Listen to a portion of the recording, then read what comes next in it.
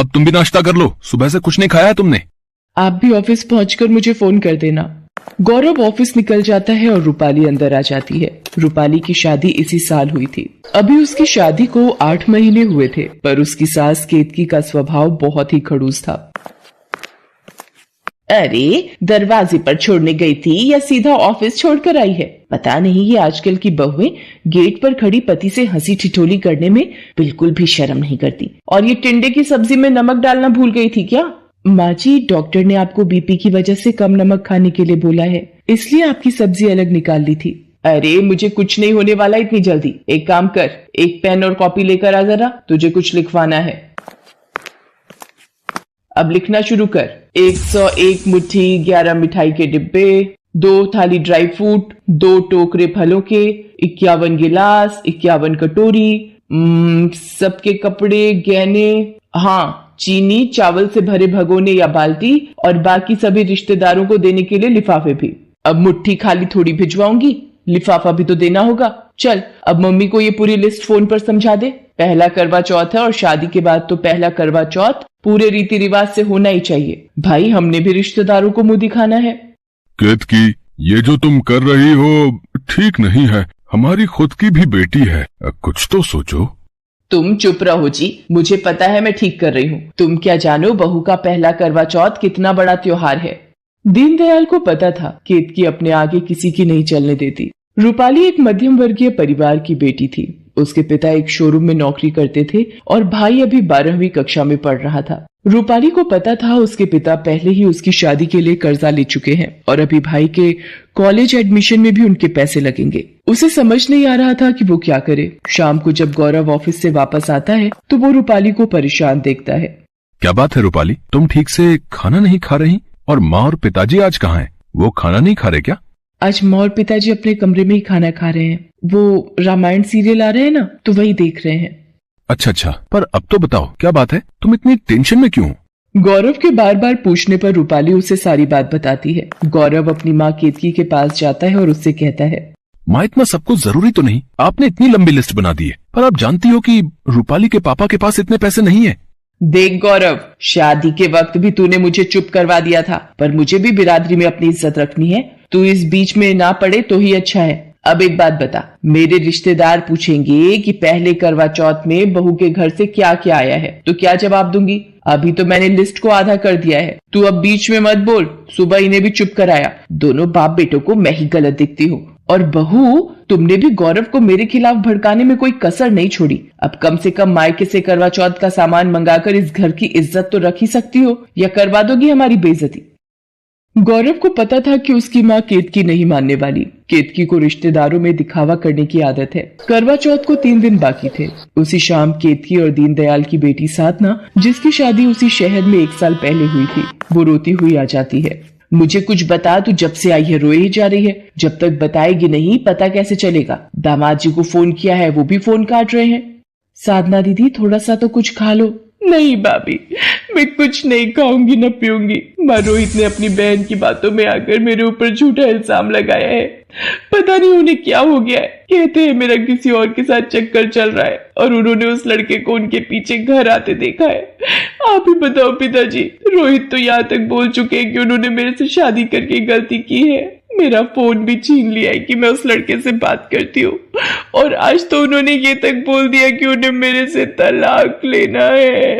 चुप हो जा मेरी बच्ची, मैं दामाद जी से बात करूंगी। ऐसे कैसे वो अपनी बहन की बातों में आ गए? चिंता मत कर साधना, हम बात करेंगे दामाद जी से। तभी गौरव भी आ जाता है और उसे भी सारी बात का पता चलता है। वो रोहित को फोन करता है। रोहित जी, आप बिना आंखों से देखे साधना पर कैसे इल्जाम लगा सकते हैं? ये तो सरासर अन्याय है। गौरव, थोड़ा धीरे से बात कर, तेरे जीजा हैं वो, वरना बात और बिगड़ जाएगी। पर माँ, ये कैसे साधना पर बिना सोचे समझे? इसका मतलब क्या प्रीति झूठ बोल रही है? मेरी बहन की साधना से कोई जाति दुश्मनी नहीं है। ऊपर से साधना बोल रही है कि प्रीति गलत है। अब जैसे तुम अपनी बहन के खिलाफ नहीं सुन सकते, मैं भी नहीं सुन सकता।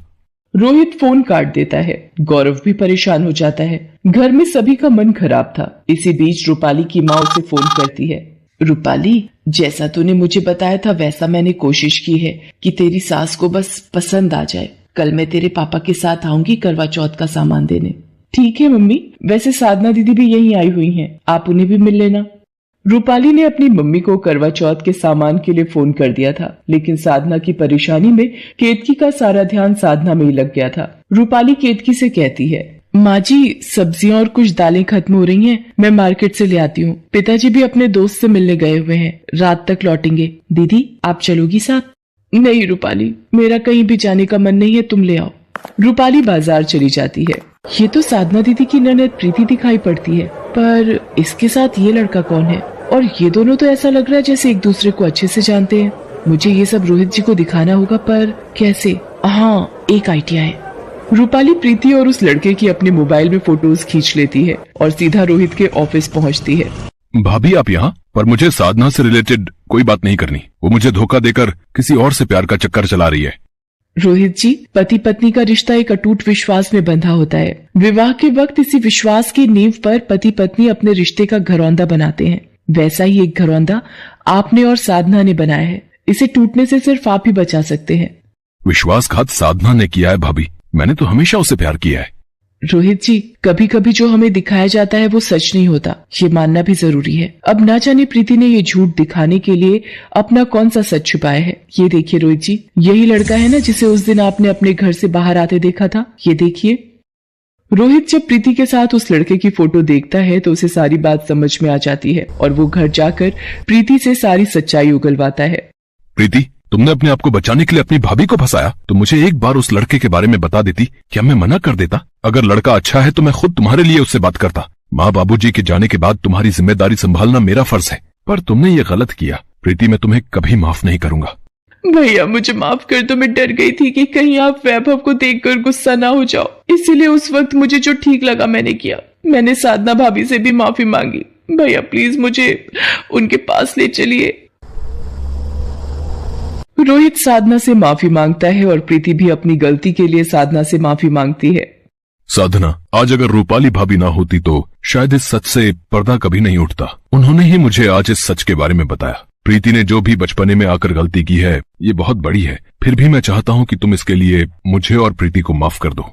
रूपाली भाभी, आपने मेरा घर खराब होने से बचा लिया। आज आपकी वजह से ही मेरी शादीशुदा जिंदगी बिखरने से बच गई। साधना दीदी, ये तो मेरा फर्ज था। अब आप रोना बंद कीजिए। कल करवा चौथ है, हम सब मिलकर इस व्रत को खुशी खुशी रखेंगे। अगले दिन करवा चौथ का व्रत होता है और रूपाली के मायके से उसके माता पिता करवा चौथ देने के लिए आते हैं।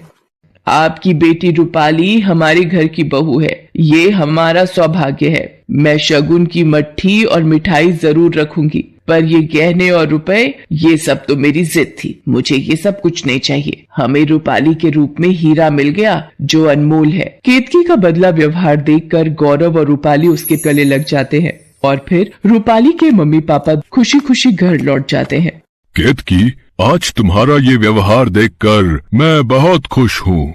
इसके बाद केतकी, रूपाली और साधना तीनों मिलकर कथा करती हैं और रात में चांद को अर्घ्य देकर अपना व्रत खोलती हैं। उस दिन सास बहू का करवा चौथ व्रत उनके रिश्ते में प्यार भर देता है।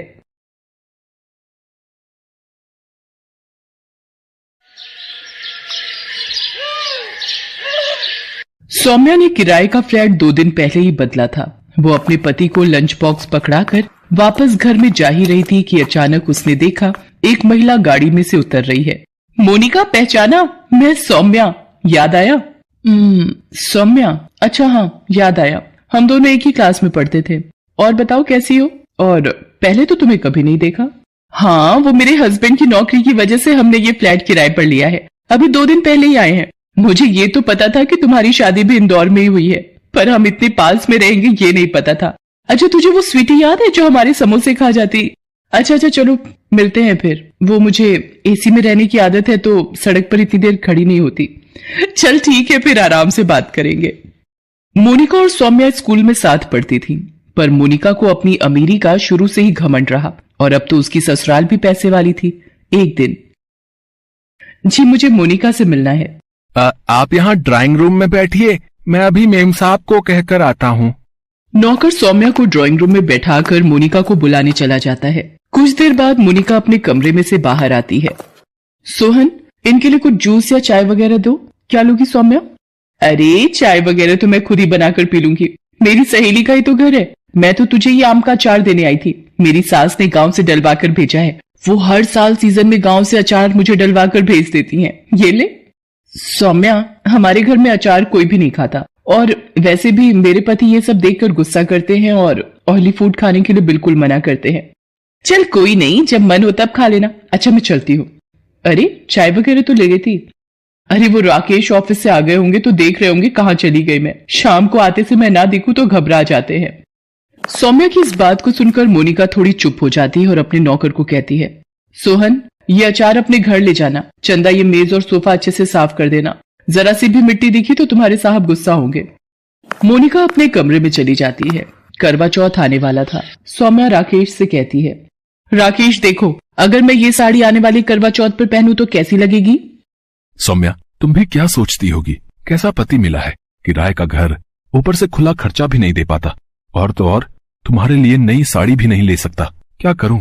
मेरी तनख्वाह इतनी कम है कि महीना बीतते बीतते पता ही नहीं चलता और पैसे खर्च हो जाते हैं। राकेश, मुझे आपका प्यार मिल गया। उसके सामने मुझे दुनिया की किसी भी चीज का कोई लालच नहीं। आप हो तो सब कुछ है। तुम सच में बहुत अच्छी हो सौम्या। अच्छा एक काम करो, ये 1000 रुपए रख लो, करवा चौथ व्रत का सामान ले आना। ठीक है, आपकी खुशी के लिए मैं ले आऊंगी। शाम को सौम्या बाजार जाने लगती है, तभी मोनिका आ जाती है। मोनिका, अरे तू आज मेरे यहाँ आ बैठ और बता कैसी है। मैं ठीक हूँ। वो करवा चौथ की शाम की पूजा के लिए कॉलोनी की सारी महिलाएं मेरे घर ही इकट्ठा होती हैं, तो सोचा तुम्हें भी बता दूं। तुम मेरी कोठी में ही पूजा के लिए आ जाना। पंडिताइन जी टाइम पर आ जाएंगी। अच्छा, ये तो बहुत अच्छी बात है। सब मिलकर पूजा करेंगे, फिर एक साथ बातें करेंगे, तो अलग ही मजा आएगा। अच्छा तू बैठ, मैंने राजमा चावल बनाए हैं, मेरे हाथ के खाकर जाना। नहीं, मैं डाइट प्लान से ही चलती हूँ। अभी मुझे घर जाकर एक्सरसाइज भी करनी है। मेरी ट्रेनर आ गई होगी। सौम्या चुप हो जाती है। कुछ दिन बाद करवा चौथ का व्रत आता है और कॉलोनी की सारी औरतें तैयार होकर मोनिका के घर पहुंचती हैं। कुछ देर बाद सौम्या भी पहुंच जाती है। मोनिका जी, आपकी साड़ी तो हर बार की तरह इस बार भी सबसे अलग और सुंदर है। जी मिसेस चावला, वो मेरे मुंबई के पर्सनल फैशन डिजाइनर ने डिजाइन की है। पूरे 10 लाख की है। वैसे सच में मोनिका जी, करवा चौथ मनाने का असली मजा तो आपकी कोठी पर ही आता है। मोनिका, तू तो सच में बहुत सुंदर लग रही है, और तेरी डिजाइनर मेहंदी भी। पूरे 25,000 रुपए दिए इस मेहंदी के मैंने। आज तो सच में विवेक जी तेरे ऊपर लट्टू हो ही जाएंगे। सौम्या की बात सुनकर मोनिका बात को काट देती है और तभी पंडिताइन भी आ जाती हैं और सब औरतें गोल घेरा बनाकर बैठ जाती हैं और कथा सुनने लगती हैं। इस तरह पूजा समाप्त होती है। सभी औरतें अपने अपने घर चली जाती हैं। सौम्या भी अपने घर आ जाती है और रात में चंद्रमा निकलने का इंतजार करने लगती है। चंद्रमा निकलने में अभी वक्त था। सौम्या राकेश को बार बार छत पर चंद्रमा देखने के लिए भेज रही थी। उसी बीच सौम्या ने मोनिका को फोन मिलाया। हाँ सौम्या, बोलो क्या काम है? और विवेक जी तो आ गए होंगे। अब बस कुछ ही देर में चंद्रमा निकलने वाला है। मेरा तो प्यास के मारे गला सूख रहा है। तू भी मेरी छत पर ही आ जा, हम साथ में मिलकर पूजा करेंगे। नहीं सौम्या, अभी विवेक आए नहीं है। उन्हें कुछ जरूरी काम है, इसलिए वो अभी ऑफिस में ही है। तू चिंता मत कर, आ जाएंगे। और उन्हें भी पता है कि आज करवा चौथ है और तूने उनके लिए व्रत रखा है, इसलिए उन्हें भी तेरी चिंता होगी, तो परेशान मत हो। कुछ देर बाद चांद निकल आता है और सौम्या चंद्रमा की पूजा करती है और राकेश के हाथों से पानी पीकर अपना व्रत खोलती है। कुछ देर बाद वो राकेश से कहती है, राकेश, ये पूरी और छोले की सब्जी मैं मोनिका को देकर आती हूँ। अब जब बराबरी में ही रहते हैं तो एक दूसरे का साथ निभाना अच्छा लगता है। अरे कोठी में ये अंधेरा क्यों है और कोई नौकर चाकर भी नजर नहीं आ रहे? मोनिका, कहाँ पर हो? कहीं बाहर तो नहीं गए हैं? पर गेट तो खुला हुआ है। मोनिका, अरे ये तो बेहोश है। अरे ये जमीन पर कैसे गिरी? सौम्या राकेश को बुलाती है। वो डॉक्टर को लेकर आता है। तब तक मोनिका थोड़ा होश में आ जाती है। देखिए, इन्हें जल्दी ही कुछ लिक्विड देना होगा। पानी की कमी से तबीयत और खराब हो जाएगी। मोनिका, 2 घूंट पानी के ले ले, नहीं तो तेरी तबीयत बिगड़ जाएगी। नहीं, जब तक विवेक अपने हाथ से पानी नहीं पिलाएंगे मैं अपना व्रत नहीं खोलूंगी। अच्छा, मैं चलता हूँ। आप कोशिश कीजिए कि ये कुछ लिक्विड पानी या जूस पी लें, उससे ही तबीयत में सुधार आएगा। तो मैं दोबारा आ जाऊंगा। पता नहीं, विवेक का फोन भी नहीं मिल रहा है। मैंने बहुत बार ट्राई किया है। आज त्योहार की वजह से सारे नौकर भी जल्दी घर चले गए हैं। पता नहीं चक्कर कैसे आ गया। एक काम कर, मुझे विवेक जी के ऑफिस का पता दे। राकेश उनको जाकर ले आएंगे। बस तू अपना मन शांत रख, सब ठीक हो जाएगा। राकेश, आप विवेक जी के ऑफिस चले जाओ। राकेश अपनी मोटरसाइकिल पर विवेक के ऑफिस जाता है और वहां जाकर उसे सारी बात बताता है। विवेक एक मीटिंग में व्यस्त था, इसलिए उसका फोन ऑफ था। कुछ देर बाद विवेक घर पहुंचता है। आई एम सॉरी मोनिका, मैं भूल गया था। आज तुमने मेरे लिए करवा चौथ का व्रत रखा है और तुम सुबह से भूखी प्यासी मेरी राह देख रही हो। राकेश कुछ देर और मुझे लेने ना आता तो मैं पता नहीं कितने घंटे और ऑफिस में काम करने में बिजी रहता। मोनिका चलो, अब सबसे पहले चंद्रमा की पूजा कर लो और विवेक जी के हाथ से पानी पी लो ताकि तुम भी पानी और जूस पी सको। मोनिका चंद्रमा की पूजा करती है और विवेक के हाथों से पानी पीती है। उसके बाद सौम्या उसके लिए जूस लेकर आती है। सौम्या, तुम सच में बहुत अच्छी हो। मैंने ही तुम्हें समझने में गलती की। तुम्हारा दिल सच में बहुत बड़ा है। आपका भी बहुत बहुत धन्यवाद राकेश जी, आपने मेरे लिए इतना कुछ किया। सच में हमें तो आपको धन्यवाद देना चाहिए।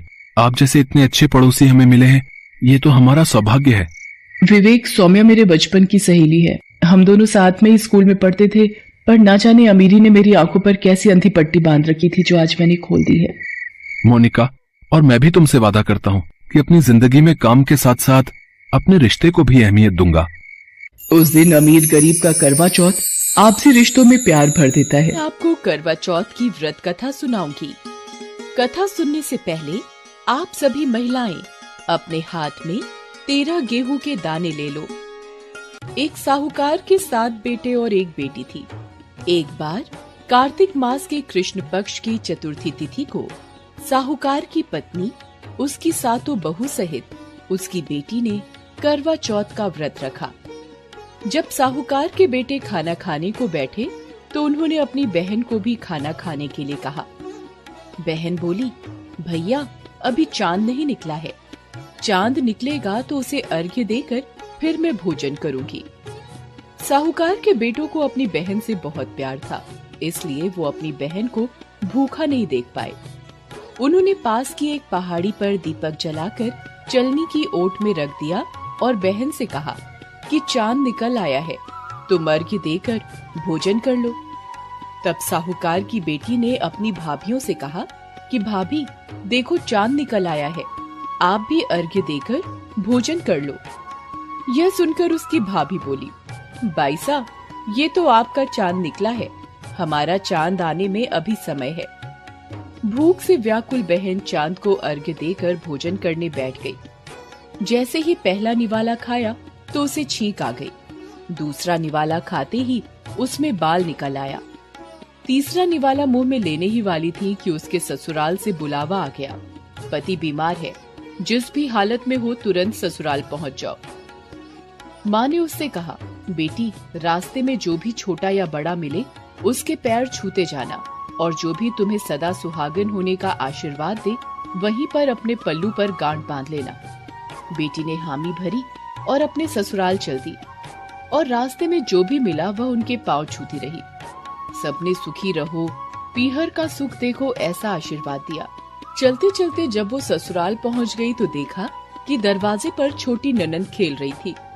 उसने छोटी ननंद के पांव छुए तो ननंद ने आशीर्वाद दिया, सदा सौभाग्यवती रहो, पुत्रवती हो। यह सुनने पर उसने अपने पल्ले पर गांठ बांध ली। जब घर के अंदर गई तो देखा उसका पति मरा पड़ा है और उसे शमशान ले जाने की तैयारी हो रही है। वो बहुत रोई और बहुत चिल्लाई। जैसे ही उसके पति को ले जाने लगे तो बोली, मैं इन्हें नहीं ले जाने दूंगी। जब किसी ने उसकी बात नहीं मानी तो बोली, मैं भी उनके साथ जाऊंगी। जब वो नहीं मानी तो लोग बोले, ले चलो। वो भी पति के साथ शमशान चली गई। जब उसके पति का अंतिम संस्कार होने लगा तो बोली, मैं इन्हें जलाने नहीं दूंगी। लोग बोले, पहले तो अपने पति को खा गई और अब उसकी मिट्टी भी खराब कर रही है। उसने किसी का कहा नहीं माना और अपने पति को लेकर बैठ गई। गांव वालों और परिवार वालों ने ये फैसला किया कि रहने दो इसको यहीं पर, इसके लिए एक झोपड़ी बनवा दो। वो वहीं पर अपने पति को लेकर रहने लगी। अपने पति की साफ सफाई करती और उसके पास बैठी रहती। उसकी छोटी ननद दिन में 2 बार खाना दे जाती। वो हर चौथ का व्रत करती और चांद को अर्घ्य देती। जब चौथ माता ये कहती हुई आती, करवो ले भाइयों की प्यारी करवो ले, घड़ी बुखारी करवो ले। उसने चौथ माता से अपने पति के प्राण मांगे तो चौथ माता ने बोला, हमसे बड़ी चौथ माता आएंगी तो तुम उनसे अपने पति के प्राण मांगना। ऐसा करते करते सारी चौथें आई। और वही बातें कहकर चली गईं। जब अश्विन की चौथ माता आई तो उन्होंने कहा कि तुमसे कार्तिक की चौथ माता नाराज हैं, उनको प्रसन्न करो, उनको मना लो, वही तुम्हारा सुहाग लौटाएंगी।